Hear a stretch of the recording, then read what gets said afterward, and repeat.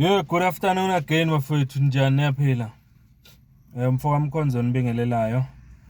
Thank you so much for being here supporting this channel ngayo yonke indlela.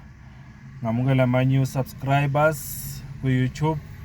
Ngiphinde ngamukela nama new followers ku TikTok. Thank you so much guys. I appreciate it. Ngiyagijima ngikhuluma ngalo daba nje kafishane Luka Somlomo umama uThoko Didiza osekhiphe umlayezo noma statement esithi uPaul O'Sullivan noBrown Mokgotsi kufanele balalelwe uma bethi ngeke baze bavele physically ngaphambi kwekomiti eliphenyayo eParliament. Uthi abalalelwe, khiphe leso statement. In short, uSpeaker lo noma uSomlomo umama uDidiza in short uthini na uthi kungenzeka ukuthi uBrown Mokgotsi uqinisile uma ethi impilo yakhe isengozini, kumele alalelwe. Futhi uma ethi uBrown Mokgotsi akadingi isecurity ezoprovidwa yiParliament noma istate, akalalelwe. Ngoba phela ukhumbula uBrown Mokgotsi uthe nakanqabi ukuvela ngaphambi kwe-ad hoc committee, as long as i-ad hoc committee izothumela imali ethile kuye azokhona ukwenzani na, azokhona ukuthi akhokhele ama-security akhe a-private azomgada zonke ley'nsuku azobefakaza ngazo lapha eParliament. Yayizwa leyo nto. Ngapha kwelinye side uPaul O'Sullivan yena uthini na, uthi uPaul O'Sullivan yena uphesheya kweyilwandle akekho la South Africa. Therefore ukuvela kwakhe ngaphambi kwe-committee ephenye eParliament kungenzeka only virtually.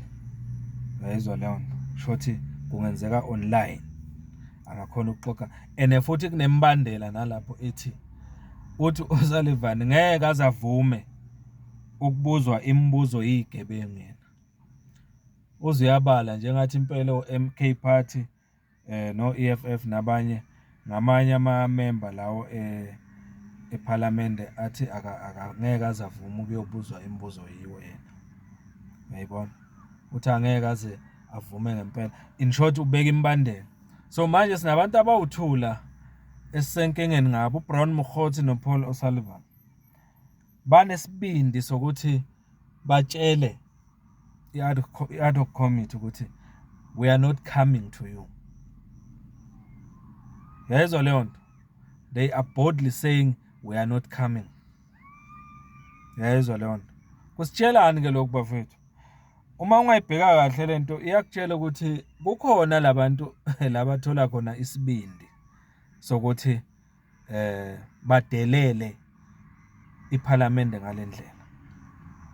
Eneke namhlanje into evelayo ukuthi besabuke ukuthi kunezinto ezenzeka ngaphandle kweParliament ezibonisa ukuthi bayavikelwa noma kunabantu abathize ababavikelayo oBrown laba noPaul O'Sullivan. Ngoba ungabheka uPaul O'Sullivan lo kuningi ngaye okukhulunyiwe nokusakhulunywa namanje okwenza ukuthi abantu abaningi basole ukuthi kunabantu abalapha phezulu ezikhundleni eziphezulu abasebenzisana nabo uPaul O'Sullivan ukudicilela phansi lelizwe.